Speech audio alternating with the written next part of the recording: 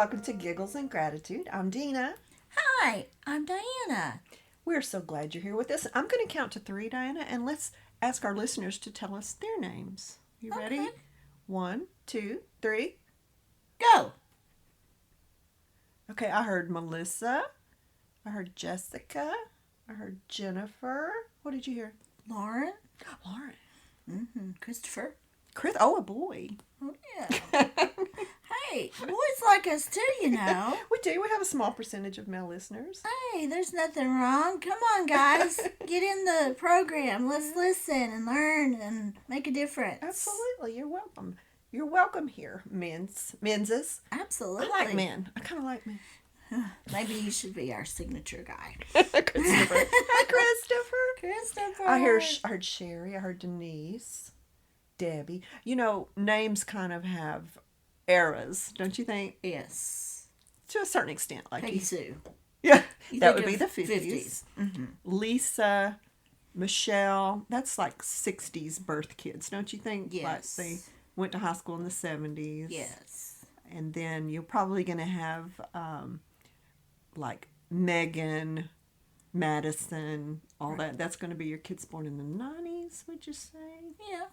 And I don't know what the modern 2020s names are, but I think they're like last names. Like, Yeah, they're harder, they seem like. yeah. There's stuff I can't pronounce. When I was volunteering like- at church, the kids' names are like, I'm like, what is your name? How do you pronounce Yeah. that? And they're like Hadley and Wills. I mean, it's all last names or first names. So, Yeah, that's a cool transition. How through the years that's done different waves. yeah. It of gives away your names. age. Ooh, We had Denise's, Lisa's, Michelle's, and me. Now, what do you want to say? What your actual name is, or is that your little secret? When you were in school, your name was Tiger. what? I wasn't expecting that. All of my family used to call me that, and then when I went to school, they knew my name, but they called me Tiger. My classmates, because.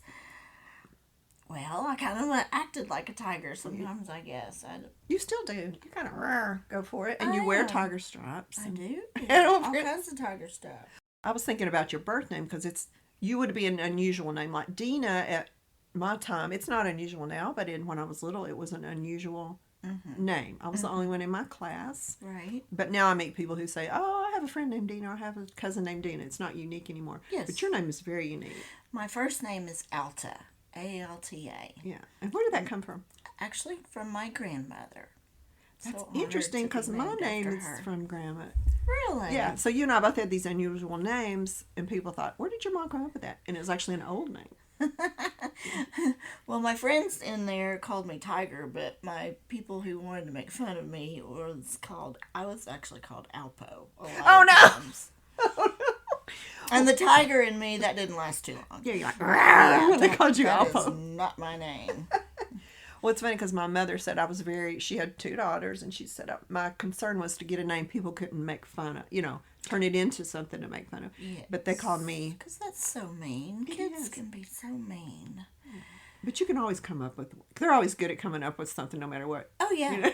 Oh, who would have thought Alpo? I would not have. From Alta. Yeah, exactly. It's insinuating you're a dog and you are not a dog. You are I a love ti- dogs. Yeah, just don't want to look like one. Oh, I don't know. I would love to look like my husky, Makita. Oh, yeah. She's beautiful. She is beautiful. You kind of do look like her if I think about it. They say people turn into their dogs or look like their dogs. What so. were you called when you were little? They called me A nickname. Dingaling because my middle name is Lynn. So Dina Lynn Dingaling. So my mom felt it that. I was very skinny, so they would call me String, Dina Beana, Dina String Bean. Kids can come up with, I don't care what you name somebody that's. But do you recall? Well, you do not look like a string bean. Let Not me anymore, just I tell don't. You. I wish.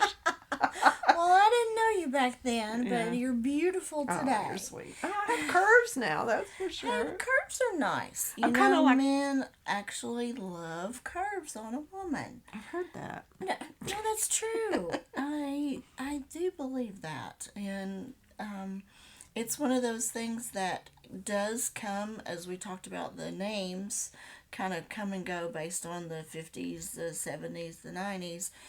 At the same time, I feel like society or the mainstream media try to push things where, like, Victoria's Secret models has done a complete 360 on their advertisement to include some ladies that have more curves than others. However, I just do believe that a healthy woman should not be so skinny to where she does not have like normal caloric intake that she should have to be healthy. Yeah. And I feel like as women, as we age, we accept our curves. We don't put any more on there. I'm not saying eat chocolate cake all day long. Oh, darn. But at the same time, our body, I just feel like it shifts and moves. So, you're not a string bean. No, I'm not, for sure. But yeah, you can't, I mean, as you get older and your hormones change, things like, Things happen. what was this, what's this little bulge under my arm? I'm like, and I like turn around and knock things off the counters with my rear end, which I never used. I'm like, whoa, who was that back there? Honey, I woke up one day and everything had fallen. Yeah. On my butt, my arms, I'm like, where? Okay, where did you come from? Yeah, it's weird. It's almost like it's overnight. But yoga and kickboxing is where it's at. yeah, for sure. Love it. For sure. So it reminded me of, do you remember Romper Room? Mm-hmm.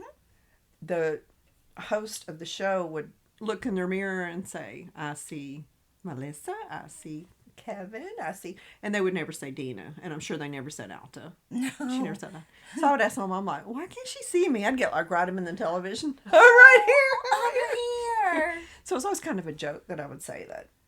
I can't remember what her name was, the host of Romper Room, but I said she never saw me. She never said my name. She said my sister, who was Nancy. She said her name. And the other day, I was scrolling through Facebook, and a video of Romper Room, just nostalgic page came up. Yeah. And I thought, oh, it's the lady from Romper Room. And I played it, and she said my name.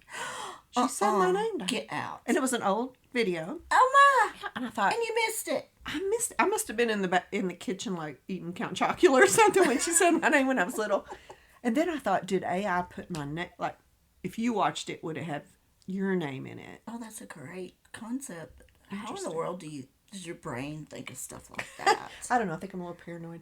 But it looked like she said Dina, so I ran to my mom and said, look, Mom, she said my name. Yeah, What was this, 30 years later? decades later, yeah. So I feel satisfied with that. But neighbors. I want to talk about neighbors. We have a new neighbor in our neighborhood. He's down on the corner, and the people who lived in that home lived there since I live with my mother, in case you're new to the podcast. And we share a home together. It's my childhood home. And the people on the corner moved there when we moved there. We both are first occupants in new homes. Okay. When I was little. And so I knew them my whole life. Well, they passed away. Their daughter sold the house. So a new neighbor has moved in down the street. Okay. And I thought, you get curious, like, who's our new neighbor? So I'm walking my dog down the street, and their mailbox has "Hello, Sunshine" with a bright sunshine, like a little wrap you can put on your mouth. I thought, oh, that's nice. I love that. Then the next day I saw a little Snoopy dancing flag hanging from the garage. Oh, I definitely need a Snoopy dancing flag. Now tell me where I go to get that. Oh, would you really put that in? No, I mean it. And yes, Dan, I'm getting a Snoopy flag. Get If used you're to it. listening to the podcast, that's my husband, people. How funny. So I thought, these are fun people. These are cool people. These are cool people. So I went down another time, and the man is out on the driveway on a walker. He's an elderly man. And I said, hey! And he just scowled at me and turned around and went back in. And I thought, you're not allowed to have "Hello, Sunshine" on your mailbox and Snoopy dancing outside your house. And being Curmudgeon. rude. It's such a dichotomy. Well, what is your neighbor situation? Are you close to your neighbors, or? I don't really have a whole lot. We live out on the edge of a cliff, pretty much. Yeah. But we do have, it's 73 acres, and so we do have a couple that's close to us. But Physically close or emotionally close? physically close, but they're great people. That's good. They've invited us to dinner a lot of times, and we do things. So not just a neighbor, I guess. Yeah. It's hard to find the time to do things with your neighbors. You know, you like them, you think of them. Sure. If you're in need of something or they're in need of something, you know, you can count on each other. But you work, you go home. Life's busy. Yeah, go to bed, and you're like, well, I didn't talk to the neighbors. My neighbors, you know, I wave if I go out. Sure. Our houses are very close together. Your situation is unique, and like you're in the wilderness. Oh no, I didn't realize it was that many acres. But you know that your neighbors are there. But it's really difficult to do that old neighbor thing because my neighborhood was great when I was little. You know, there were so many kids my age. We played outside. That's perfect. It's a meeting place, and all those people have passed, and Sure. it's new people, and they're kind of, you know. Well, maybe he was having a bad day, or he didn't feel good, or there's something different. So reach out to him again. Yeah. And if he's mean to you again, then knock on his door and have him a whole plate of cookies. I think I'm going to spray paint a big X across this Snoopy flag. I could steal this Snoopy flag. Kill him with kindness. Okay. That's what my mom and my Nana always said do. That's probably the thing to do. It is. Don't return his little scowl. Yeah. Be a tiger and go after it and make him your friend. I'm going to stick my friend Tiger on you. I don't tell many people that. Well, the whole world knows it now. And that's what I was about to say. You Speaking asked of me a which. question to reveal something that I have not shared with. I don't even think my husband knows that. Well, if you go on tonight and you want me to cut it out, I don't care. I like it. I think that's a cool nickname. It's better than String Bean. Okay, you got me. So, speaking of all around the world, we want to thank Norway. We were number 92 in entertainment news in Norway. Go Norway, listeners. Absolutely. Woo-hoo. And then the United States, which it's rare, and I'll just be honest, it's rare that we get in the top 150 in the United States because there's so many entertainment news, millions. Yeah. And we were 133 in the United States. 133 I mean, that's pretty good. in the United States? Yes. Holy crap. Thanks, everybody. Wow. Thank you for listening. Yeah, Making us 133 in the U.S. I'm very proud of that, Dina. I am too. And as far as our states go, you know, we were in all but 5 states. Do you remember what they were? You want me to give you the mnemonic thing? No. South Dakota. That's one. Oregon. Not Oregon. Not Oregon. Nevada. Nope. Utah. I'll give you the hint. California. All, South Dakota. New Jersey. All anxious. Mexico. All anxious. I'm not even sure this is right. All anxious ducks swim vigorously. All anxious ducks swim vigorously. Vermont. Yes. Alaska. Yes. All anxious. Pass. Okay. Swim. At South Dakota. Yes. Okay. Vigorously. You said Vermont, didn't you? I did. Ducks. D. Delaware? Yes. Okay. So it was Alaska, Arkansas. Arkansas! Oh, I didn't say it. Yeah. You gave it away. I'm sorry. I thought you said it. No, I did not. I passed. That's like... No, that wasn't fair. What? You did not tell me I was going to have a pop quiz on what we did last week. Every week we're going to have a pop quiz. There is a lot happening in my week, Dina. And we'll talk about that. So, Alaska, Arkansas, Delaware, South Dakota, Vermont. And we did not. I checked this morning. We did not add any of those states. So Hey, all you. How do we get them?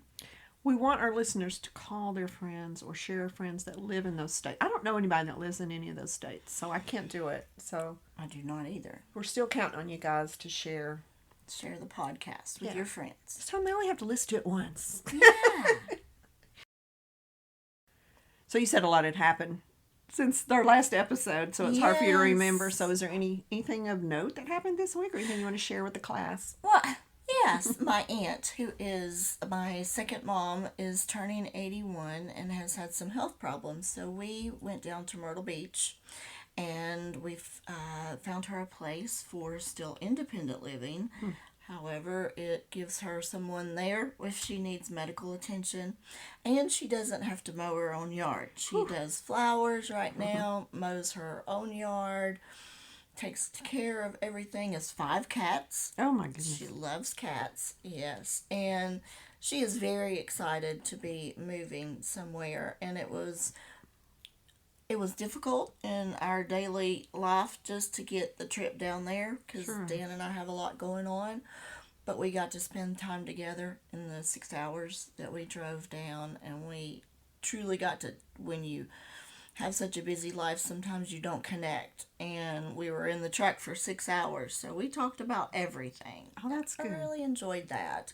And I feel like we made a difference in her life, even though it put effort, energy, commitment of time into, doing that. I got a lot out of it. So I'm grateful and I'm thankful that we have the ability and the means to help her transition into her next chapter of her life, which is probably her last. Yeah. And I'm grateful to be a part of that. Well, that's great. Yeah, I mean, that's a tough thing everybody goes through. Mm-hmm. If you live long enough, you have to do that transition. And if you don't have family or friends to help you, I don't know what people do. I don't know what I'm going to do when I reach that point. She didn't have children. Yeah. So I've always, again, been like her daughter, and I'm the executor of her will and estate, and that's a big responsibility. It is. So I don't take that lightly, and I'll do a good job. And, when you can't outgive God. There's nothing that kindness will not bring you. So that, back to your guy who was kind of mean to you in the neighborhood, kindness. Just beat the door down with kindness. I agree. Yeah, he probably feels very vulnerable because he's elderly. He's on a walker. He doesn't know what I want. Yeah. He's trying to figure things out right now. Yeah. You're right. I feel bad now, but. Good. I'm teasing. No. Did I just snort? That's okay. No, Speaking of snorting. I don't think people want to hear me snort.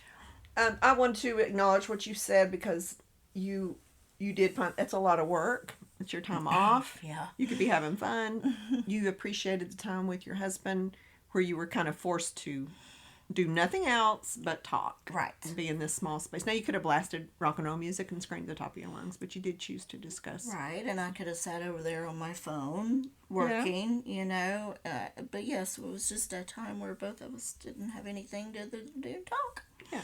And you're right. You had the time to devote. You were able to, because you're both independent in your businesses, to just say, we're going to do this. We're going to do this. This is what we're going to do. So that is a way to make lemons out of lemonade, because that doesn't sound fun necessarily. It sounds like a lot of work, and I'm sure it's not over. So no, it's not. But speaking of snorting, oh wow! I'm about to make a bodily noise, so be prepared, listeners. Do you know what this is? Do you ever do that? Never. Do you ever do this? I've got my finger in my ear. No. You don't know what that is? I really don't. Is that like a dirty symbol or something? It probably is, but I don't mean it. I was scrolling through Instagram, and this girl said, either you get this or you don't get it. And she did that. And it's that, don't you ever have that itch between your ear and your throat that you can't get to? No. That is interesting, because I figured everyone did that.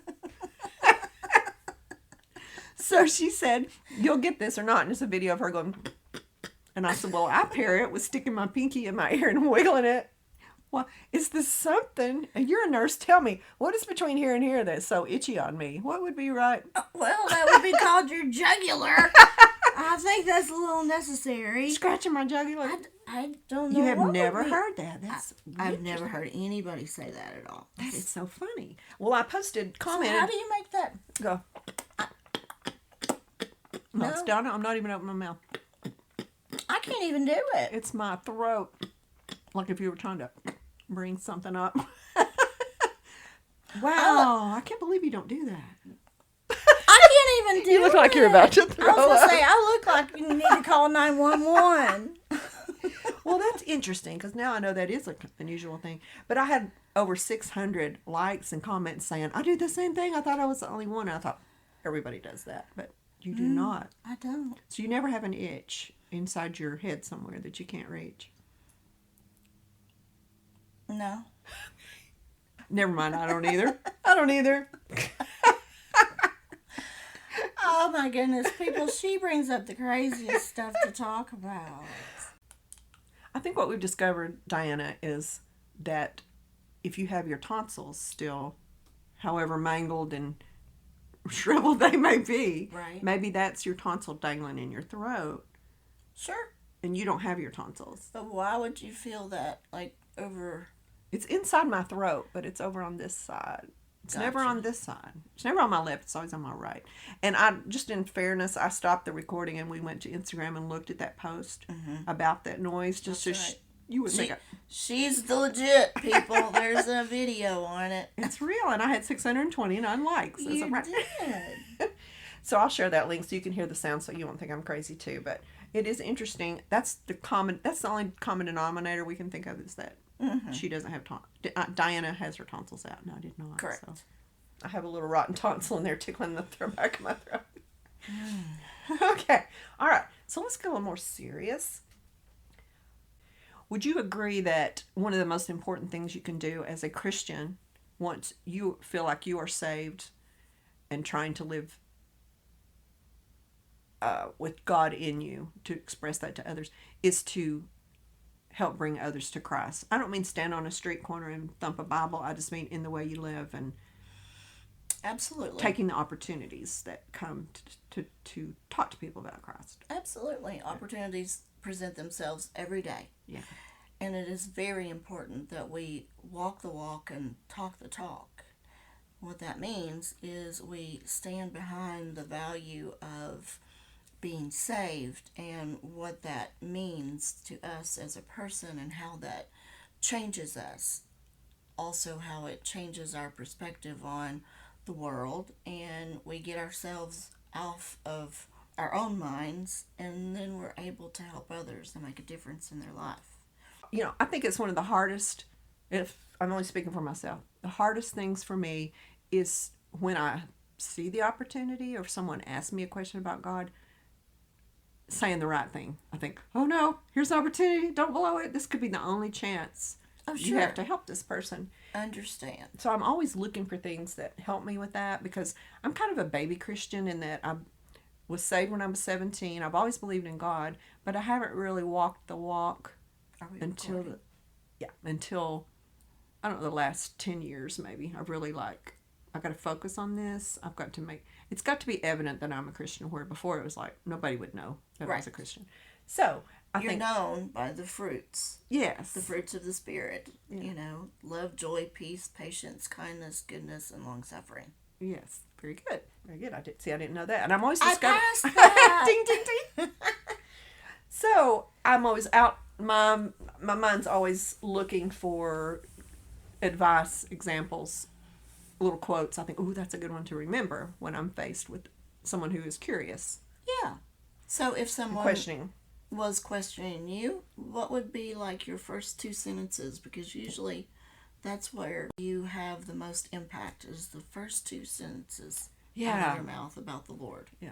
Well, I don't know what I would say. I think I would be a nervous wreck, but I saw this guy on Instagram. His name is Kiro Jitsu, and I think he's said it, and you may not agree. You know, I think last week I said something, you said, I don't really agree with that. So it's, you know, I like that we can debate, but you may agree, but this is what he says. Okay, so I'm going to play what he has to say. He speaks very fast. Young people all speak too fast for my ears. And then I just want to get your opinion on it, because I think that's the most important thing we can do is learn how to take those opportunities and not scare people away. You know what I mean? Sure. Turn people off. Absolutely. From religion, from God. Okay, here we go. The Bible shows us step by step how to lead a person to Christ. Whether that's family or a partner or a friend. But let's be honest, who really wants to drop all their friends, especially if you've been close to these people for a long time? There are 4 steps. But before I tell you, I'm warning you. This is going to be one of the hardest things that you've ever done. It requires patience, unconditional love, for you to be there for them even when they backtrack. Step 1, you have to live it first. Meaning that before you ever open your mouth, your life has to preach louder than your words. The biggest mistake you can make is try to preach to them the word when your own life doesn't look any different from the world. Peter 3:15 says, always be ready to give an answer for the hope that's in you. People should look at you and see peace when they're anxious, strength and discipline when they're weak, and love, pure love when they expect judgment out of the world. That's when they become so confused and they start asking you, why are you like this? And now they're open ears. Step 2. Okay, let's talk about step 1. We'll take it step by step. There's 4 because I'm afraid we'll forget what he said. What is your thought on that? I say, preach it, brother. Yeah. I think that's a beautiful explanation of how to, be a light to others. You can't cram anything down anyone's throat. Nobody likes that. And you can't, like I said, not walk the walk and then talk the talk. Because your words and your actions ultimately show the real you. Yeah, words are real easy to say. I think I'm grateful that you found that, because that's beautiful. I love seeing. I loved hearing that. Yeah, that's the message of the world needs to hear. Good. Now, if you falter, absolutely, we all do. Yeah, I think they'll say, "Well, I thought you had the peace of the Lord in you. Now you're crying about this, or you're depressed about this, or you're backsliding, or whatever." I think it's a way to say, "I am human, and that's why I need God." Amen. I'm not cured from this. I just want to reach out. They can see you reach out to God. I mean, you and I both have had our down periods. And the thing that holds us up is God. That's right. So you can show other people, yes, I'm a Christian. I have this inner peace. I have this, but things happen to me, still happen to me. You still experience anxiety. Yes. Stressors.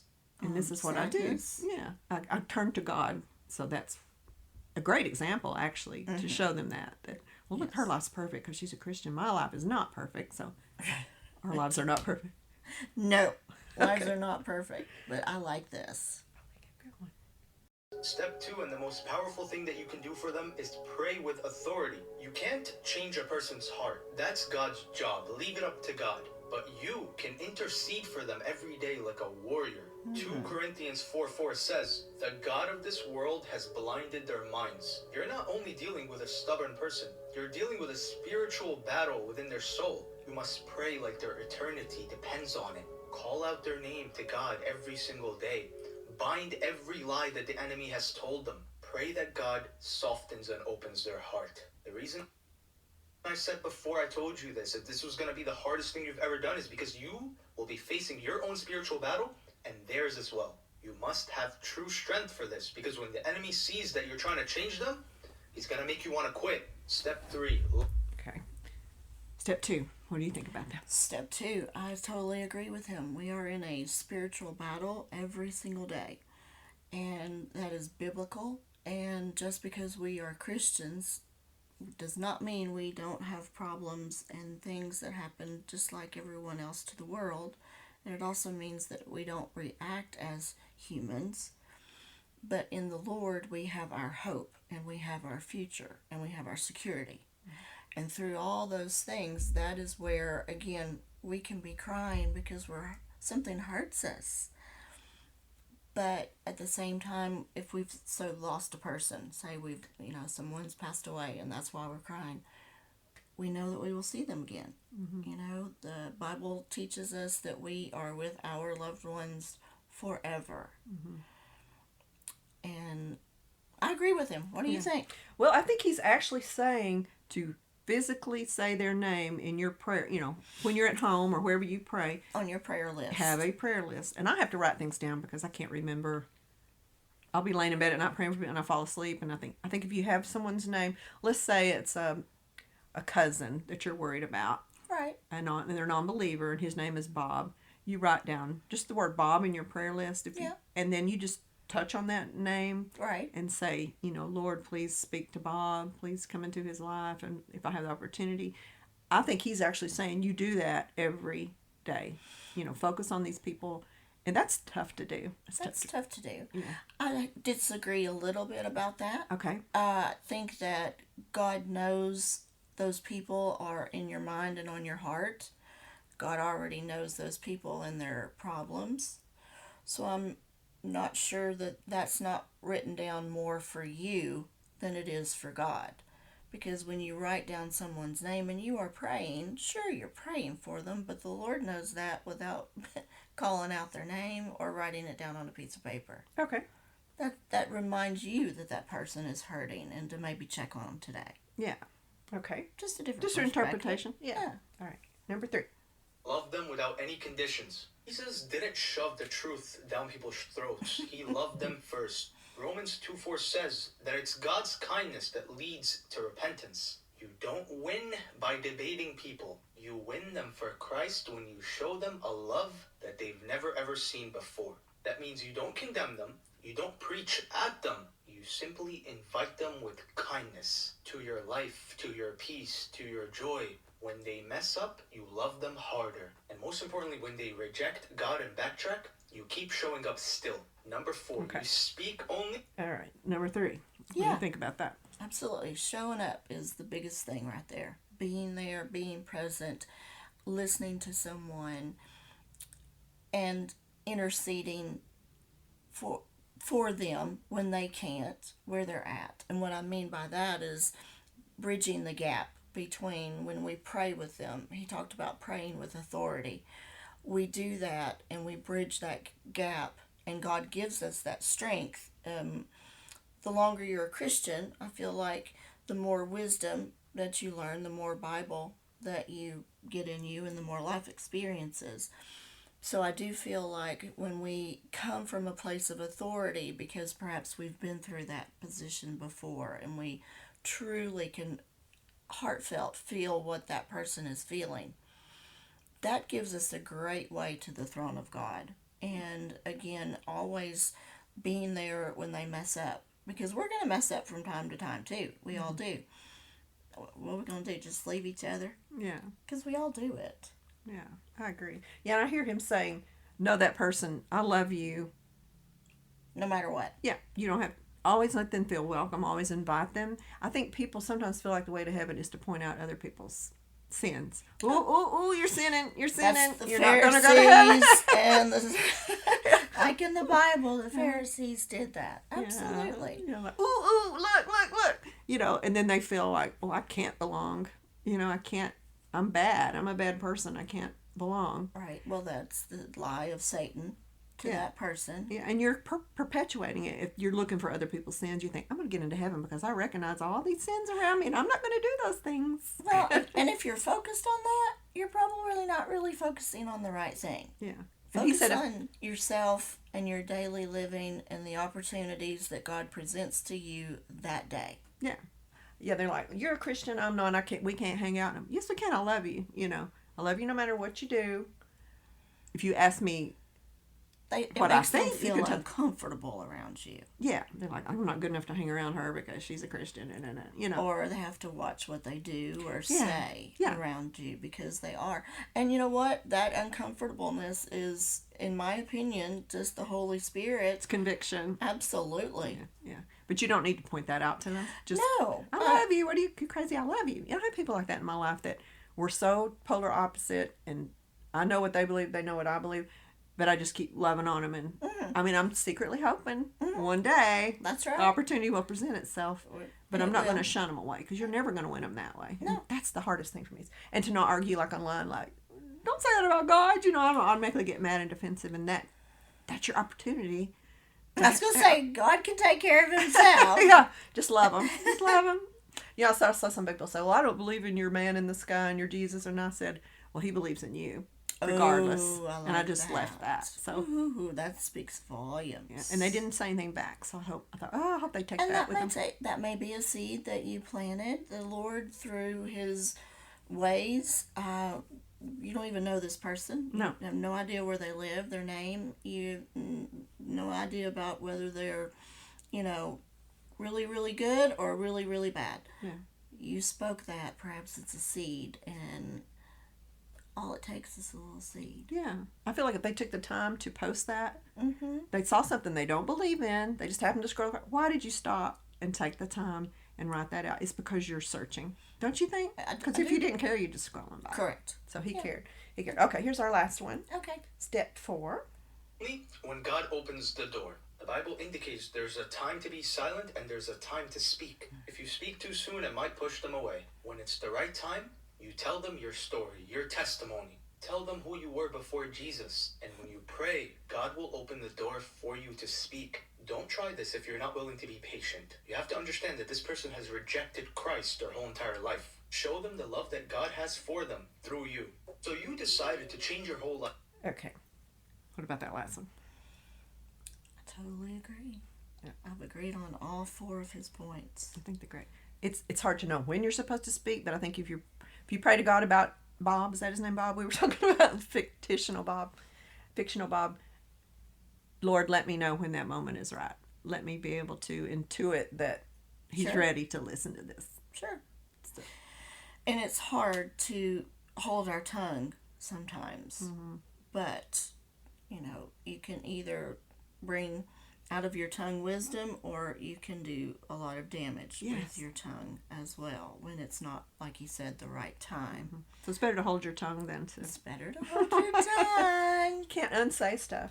Okay, so I will include a link for you guys listening so you can go back and listen to all that. But, he's just a dude on the internet. I'm not saying he's the end-all be-all, but I just happened to... That really spoke to me. That spoke to me. I love that. I learned a little bit and got a little bit of inspiration from that too. Yeah, and it seems to be biblical, so... Yeah. There may be things on here I don't agree with. I don't know. I haven't listened to everything. Okay, we have blabbed about bodily functions and scratching your invisible spot in your throat so much that we're running out of time. So we're going to do Diana's devotions after this. We just want to thank you guys for listening. Come on, our 5 states. We need you. Thank you for our charting. We are grateful for that. Diana, I love you. Thank you for showing up. Oh, of course. Wow. You say that like I would be anywhere else. All right. Take it away, Diana. Hi, everybody. I'm back.